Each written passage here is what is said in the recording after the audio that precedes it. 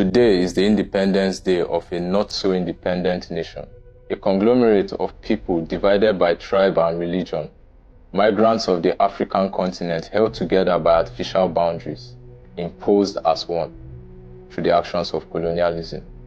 A self-destructive educational system whose sole purpose is to create dumb generations.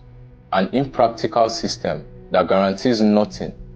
We are products of such institutions that do not educate us on the resources of our lands, the culture of our people, but rather in irrelevancies that have no real-world applications. I speak this foreign language with more fluency than my mother tongue, a testament to the systematic effects of colonialism.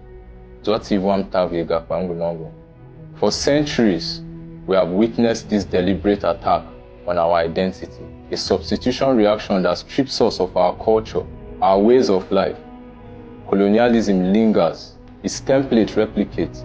We have leaders who do not represent the people, security that do not secure the people, but protect the oppressor. And so I speak to my fellow millennials. We are the bridge between the old and the new. We have been victims of patriarchal abuse, religious manipulations, and the exploitations of a failed educational system that has crippled our confidence and broken our will to be decisive. I urge that you wake up the warrior in you so that we can provide the foundation that generations from now can build upon. In order to change the system of slavery we witness all over Africa, we must set aside our differences, untether ourselves from the constraints of greed, envy, social validation, and must come together under one voice, one political party, to take over positions of government from the councillors to the presidency.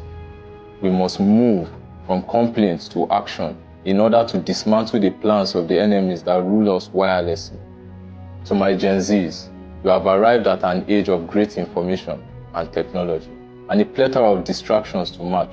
But above that, you possess a greater will to be more decisive, and together we will eliminate the cancer that plagues us and bring our continent into a new age.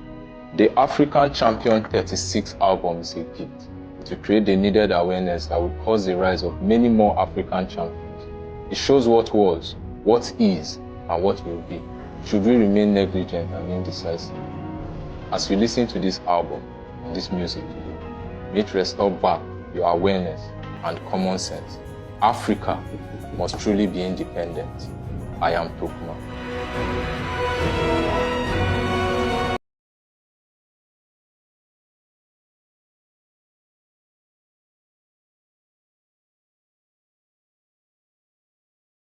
Like a friend of mine usually says, Nigeria was named by someone's side chick. Yeah, we're talking about Flora Shaw. She was described to be the mistress of Lord Lugard.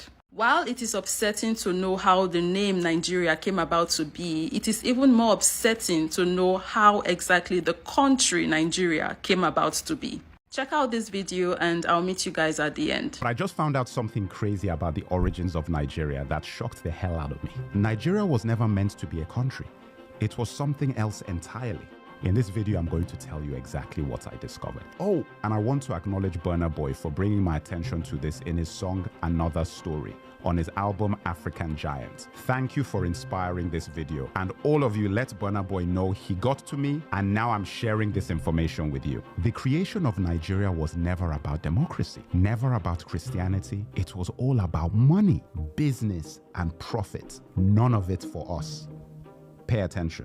The area now known as Nigeria was called the Slave Coast up to 1870. This was the point at which the British had stopped slave trading and moved on to palm oil as their primary commodity out of Nigeria. One of the main suppliers of palm oil was the Benin Kingdom, and you have to watch my video of one of the greatest African kings most of you have never heard of, Oba of Oranwen.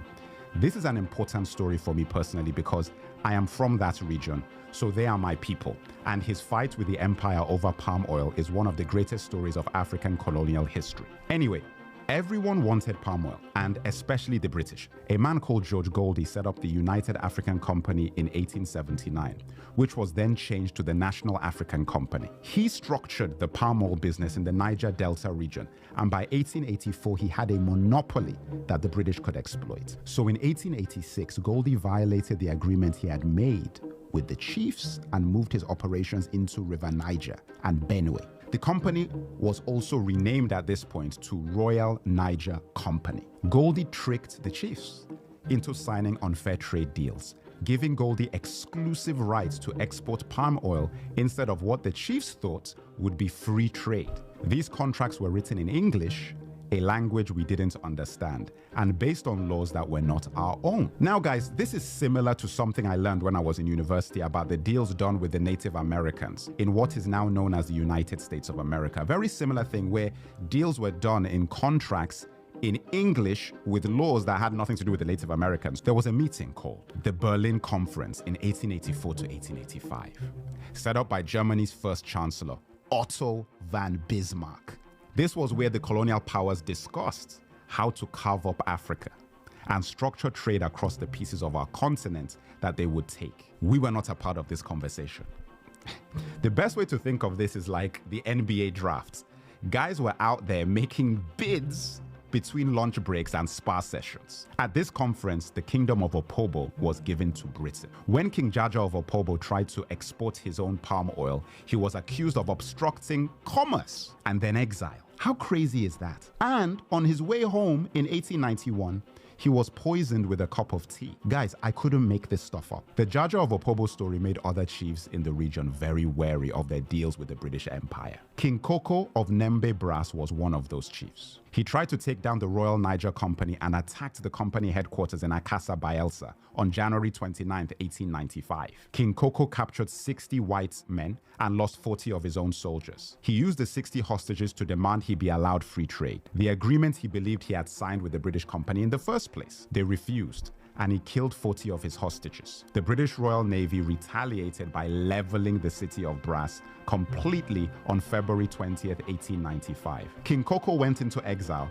and the British not only took control of the palm oil he once had, but also fined the people of his kingdom £500 as well as confiscating their weapons. Tragically, King Koko committed suicide in exile in 1898 after being branded an outlaw by the British company that had taken his kingdom, palm oil, and reputation. The Royal Niger Company sold its territory to the British government for £865,000 in the late 1800s. This territory was known as Nigeria.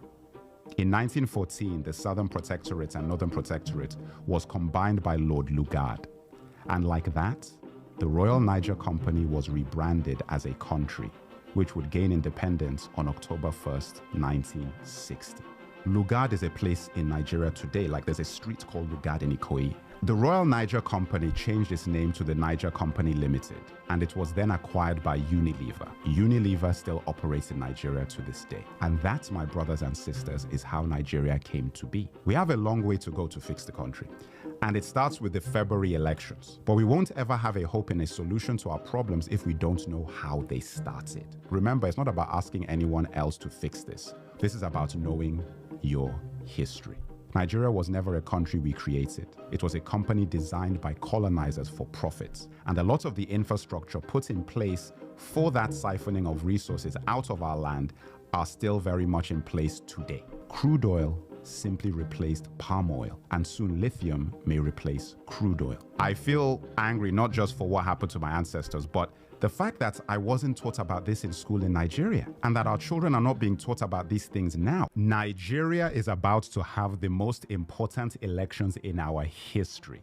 The results will affect not only our country, but the entire region of West Africa, and in turn the rest of the world. Because you know that our resources are fueling a lot of people. Every Nigerian going to the polls should know everything about who we are and what we're up against and the creation of Nigeria. Yeah, that's the history of how Nigeria came to be. And the company Unilever is very much still active, not only in Nigeria, but in other countries across the continent.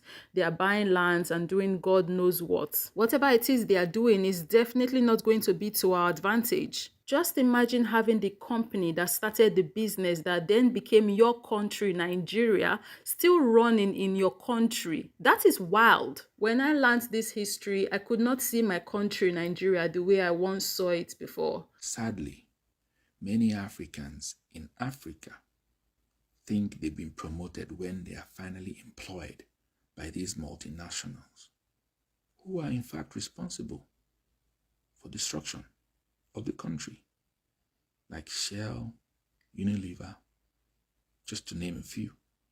Although Nigeria was created as a business venture to enrich the British, Nigerians should keep coming up with ways to make Nigeria become a country that favors the Nigerians and not the British. But what I want to talk about right now is why are we still bearing the name Nigeria? Why are we still bearing the name that was given to us by colonizers? I have said it before numerous times that I hate the fact that I have to identify as a Nigerian because I understand what that identity symbolizes. In order for someone to name you, they have to have power over you. And when they name you, they decide on your identity. And when you accept the name that they gave you, you are also accepting the identity that came with this name. You are also acknowledging that, yes, truly, they do have power over you. When you name something, you own it. It belongs to you. What name are we bearing and who gave us that name? The fact that we are moving around and navigating this world with an identity that is not even ours, an identity that we did not decide on, is insane. I am not Nigerian. I am an Esan girl and partly Urobo too. That is my identity. Have anyone ever noticed how our true identities have become our second identities? Let me explain. Somehow we become Nigerian first before we're even Ishekiri, Calabar, Hausa, Yoruba, Urobo, Ijo. Because when someone asks you where you are from, you don't say you are from Igbo land. You don't say you are from the Benin Kingdom. You say you are Nigerian. Your Nigerian identity is now your primary identity, and your true identity became your secondary identity. An identity that neither you or your ancestors decided on is now your primary identity. If no one else would say it, I would say it. That's messed up. If it were within my power, I would have shed the identity Nigerian off of me a long time ago. Don't get me wrong, I love my country and I love my countrymen, but the identity Nigerian isn't ours. If we must have a central name, we, the people, need to name ourselves and decide on our own identities. Guys, I know I went on a rant there. I was actually talking to Nigerians when I made that video. But you know, this is not an only Nigerian problem. It's actually a continental problem, right? This identity topic that we're on right now is a continental problem, as there are other countries in Africa that are still bearing names that were given to them by the colonial hoodlums, right? We have some countries that did change their names, good for them. Then we have countries like Nigeria and the other of them that, you know, didn't change their names. So it's this identity stuff that we have to deal with, right? Having people come to our own home and name us, that's insane, right? But when we leave the continent as well, we know that our family in the diaspora are dealing with the exact same issues, right? Because they had names that were, you know, forced on them as well. You know, they had their identities taken away from them as well. And just to be clear, this is not me saying that when it comes to this topic of identity, us on the continent and, you know, our family in the diaspora is the exact same thing, because obviously it's not. It's, you know, a different level entirely what happened to our family in the diaspora in regards to the topic of identity. And whilst we understand that what happened in the past happened, and unfortunately we cannot change that, I believe moving forward that there are decisions that we can make to re-identify ourselves how we want to be identified, right? I hope you guys could understand what I was trying to say here. I hope my meaning came across well, because lately my vocabulary has not been vocabularying. And let's not even talk about the tongue ties I have been experiencing lately. Sometimes I'm like, oh my god, I wish I could just make the entire video in pidgin English. Because it's crazy. But anyways, guys, we've come to the end of this video. Yeah, that's it about Nigeria, the history, the origin of Nigeria, and you know who named us. It's crazy, it's wild, it's annoying, it's heartbreaking, it's sad, it's all of that, right? But we move. Yeah, we move. Let me know down below in the comment section what you think about this video, and I'll see you guys in the next one.